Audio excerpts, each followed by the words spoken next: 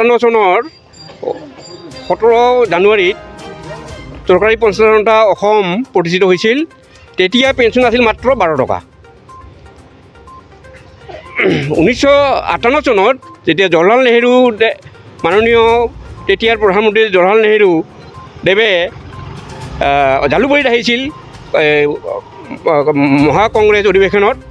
সেই সময়ত আমাৰ তেতিয়াৰ অধ্যক্ষ মহিকান্ত দাস ডাঙৰীয়া সমন্বিতে অন্যান্য বিষয়ববীয়াসকলে যেতিয়া তেখেতক লগ ধৰি পেলাই যেতিয়া আমাৰ দুৰ্দশাৰ কথা কয়, তেতিয়া সন্মানীয় তেতিয়াৰ প্ৰধানমন্ত্ৰী জৱাহৰলাল নেহৰুদেৱে কৃপাপৰৱশ হৈ তেখেতে তেওঁৰ ক্ষমতা অনুযায়ী 10 টকা পেঞ্চন সি বৃদ্ধি মানে অতিৰিক্ত ভাত্তা মঞ্জুৰি দি দিয়ে। যিয়ে নহওক আমাৰ পেঞ্চনৰ ঐকান্তিক চেষ্টাত আজি আমাৰ চৰকাৰৰ পৰা যথেষ্ট সা সুবিধা আমি পাই আছোঁ। পেঞ্চনবিলাক আমি পাই আছোঁ। তাৰোপৰি এই যোৱা পে কমিশ্যনত চৰকাৰে আমাৰ দাবী অনুযায়ী, আমাৰ সন্থাৰ দাবী অনুযায়ী অতিৰিক্ত পেঞ্চনৰ ভাত্তা 20%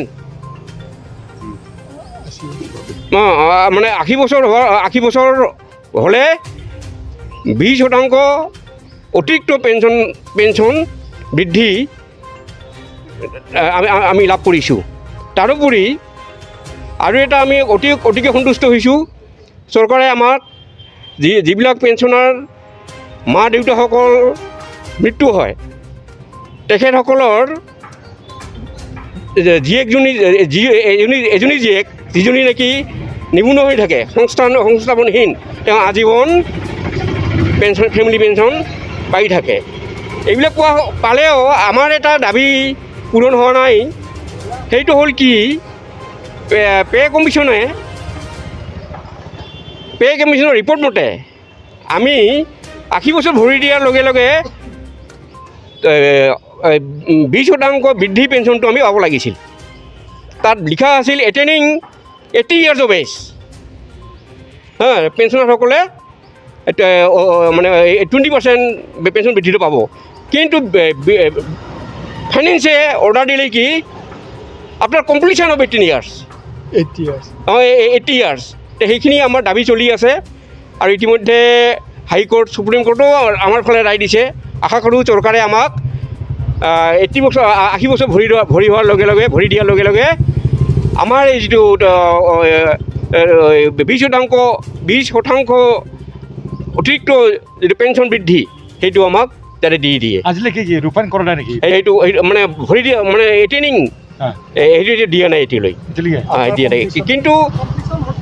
কিন্তু হেৰিটো হাইকোৰ্ট আৰু সুপ্ৰিম কোৰ্টে ইতিমধ্যে আমাৰ ফালে ৰায় দিছে বুলি আমাক জনাইছে আমাৰ ৰাজ্যিক পেঞ্চনৰ সন্থাই।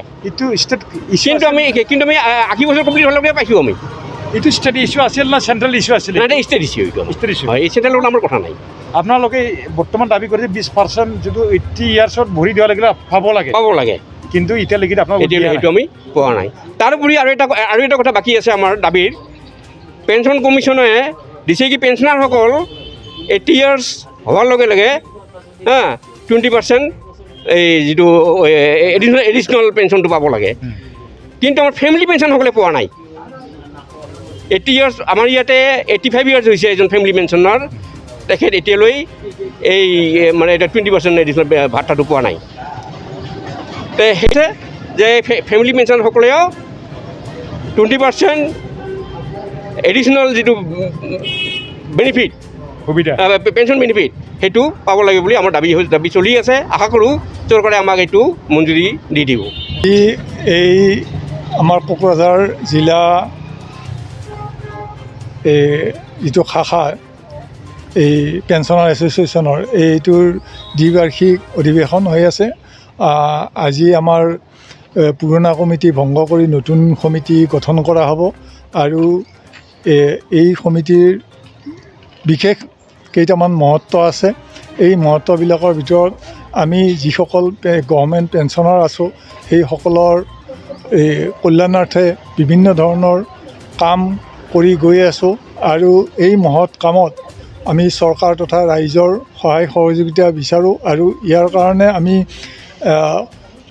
এই প্ৰত্যেক বছৰে 17 জানুৱাৰীৰ পৰা এই 31 জানুৱাৰীলৈ আমি এটা পষেক পালন কৰোঁ আৰু এই পষেকটোতো আমি এৱাৰনেছ বিভিন্ন ধৰণৰ কামৰ এৱাৰনেছ কৰোঁ, বিশেষকৈ মেডিকেল অন্যান্য সা সুবিধা আৰু ডাইনী হত্যা নাইবা এই কুসংস্কাৰ এইবিলাকৰ ওপৰত আমি কাম কৰোঁ আৰু এইবিলাকৰ যোগেদি ৰাইজৰ যাতে উপকাৰ হয় সেইটোৰ ওপৰত আমি যথেষ্ট গুৰুত্ব দিওঁ। আমি সমাজৰ এটা অবিচ্ছেদ্য অংগ আৰু আমাৰ ইয়াতে প্ৰতিটো বিভাগৰে মানুহ আছে আৰু তেওঁলোক স্পেচিয়েলিষ্ট আৰু অভিজ্ঞ আৰু এই অভিজ্ঞ ব্যক্তিসকলে ঠায়ে ঠায়ে গৈ বিভিন্ন পৰামৰ্শ আগবঢ়ায় আৰু এই পৰামৰ্শবিলাকৰ যোগেদি সমাজৰ যাতে হিত হয়, আমাৰ দেশৰ যাতে হিত হয়, আমি যাতে সকলোৰে কল্যাণ কৰিব পাৰোঁ সেইটোৰ ওপৰত আমি গুৰুত্ব দিওঁ আৰু সেইকাৰণে আমি আমাৰ এই যিটো এছ'চিয়েশ্যন সেই এছ'চিয়েশ্যনৰ যোগেদি বিভিন্ন কাৰ্যপন্থা হাতত লওঁ। ইয়াৰ উপৰিও আমি প্ৰত্যেক বছৰে বিভিন্ন সময়ত বিভিন্ন ধৰণৰ কাৰ্যপন্থা হাতত লওঁ। আমি ইতিমধ্যে উল্লেখ কৰা যিবিলাক নেকি এই আমাৰ কুসংস্কাৰ আছে সেই কুসংস্কাৰবোৰ আঁতৰ কৰিবৰ কাৰণে আমি আমাৰ জ্যেষ্ঠজনক সন্মান কৰিবৰ কাৰণে আনকি আমাৰ অফিচবিলাকত আমাৰ যিখিনি সা সুবিধা আমাৰ যিটো প্ৰাপ্য জ্যেষ্ঠ নাগৰিকসকলৰ সেই প্ৰাপ্যখিনি আদায় কৰিবৰ কাৰণেও আমি অফিচে যাওঁ, যে DC অফিচ, ৰেলৱে ষ্টেচন বা অন্যান্য সকলোতে আমি আমাৰ যিখিনি সুবিধা সেই সুবিধাখিনি গ্ৰহণ কৰিবৰ কাৰণে যত্ন কৰোঁ। ইয়াৰ উপৰিও আমি কোনোবা যদি আমাৰ এই তেনেকুৱা ধৰণে অৱহেলিত হৈ থকা ব্যক্তি আছে সেইসকলকো সহায় কৰিবৰ কাৰণে আমি যৎপৰোনাস্তি চেষ্টা কৰোঁ আৰু এইখিনি চেষ্টাৰ যোগেদি আমি মহান কামবিলাকেই কৰি থাকোঁ বুলি ভাবোঁ আৰু ইয়াতে আমি সফল হ'ম বুলি ভাবি আছোঁ আৰু সেই উদ্দেশ্যে আজি আমাৰ যিটো দ্বিবাৰ্ষিক অধিৱেশন সেই অধিৱেশনখন সুকলমে চলাই নিবৰ কাৰণে প্ৰায় সকলোখিনি মানুহকে আমি আমন্ত্ৰণ জনাইছোঁ আৰু ইতিমধ্যে আমাৰ হলত যিখিনি আমাৰ ক'ভিড প্ৰট'কল সেই প্ৰট'কলখিনি মানি লৈ আমি আগবাঢ়ি যাব পাৰোঁ, চৰকাৰৰ লগত সহযোগিতা কৰি চৰকাৰৰ সহযোগিতা লাভ কৰিব পাৰোঁ, এইখিনি আমাৰ মহান উদ্দেশ্য। The Wild Tiger Resort in Manas has been opened for you. You can get many facilities in this resort like luxury accommodation, individual cottage, multi-cuisine restaurant, gypsy safari, elephant safari, river rafting, picnic facility, etc. To know more, you can contact this number 9101654758 9435011449 8473961382 8822935994 नोंथांमोननि थाखाय गोजोनथाव खौरां बारेंगाबारि मानासाव बेखेवनानै होबाय समायना दा wild tiger रेजर्ट। बे रेजर्टआव नोंथांमोनहा गोबां सुबिदा मोननो हागोन, जेरै luxury accommodation, individual cottage, multi cuisine restaurant, gypsy safari, elephant safari, river rafting, picnic facility बायदि बायदि। गोबां मोनथिनो थाखाय कन्टेक्ट खालामनो हागोन नैबे नम्बराव 9101654758 9435011449 8473961382 8822935994। क'क्राझार गोजोननि नोगोर तितागुरि part 2 opposite NRL petrol पाम्पआव Rishi Kumar मोसाहारिनि फ्ल'रिस्ट nursery.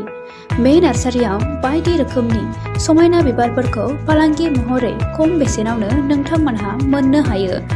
Rishi Kumar मोसाहारिनि फ्ल'रिस्ट नार्सारियाव गासैबो रोखोमनि बिबार गायनायाव गोनांथि जानाय आगजुखौ गोरलैयैनो मोननो हायो। बेसेन लायाबालासिनो न'सिम दैथायहरनायनिबो खाबु दङ। लोगोसे फरायसा आरो लाइमोनफोरखौबो बेवहाय सोलोंथाइ होनाय जायो।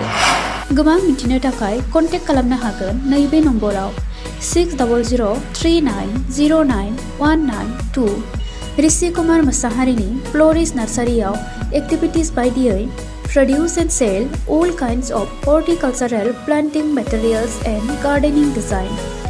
Impart training to all students and educated unemployment youths, home delivery and door-to-door service free. Again, contact number 600 3909 192.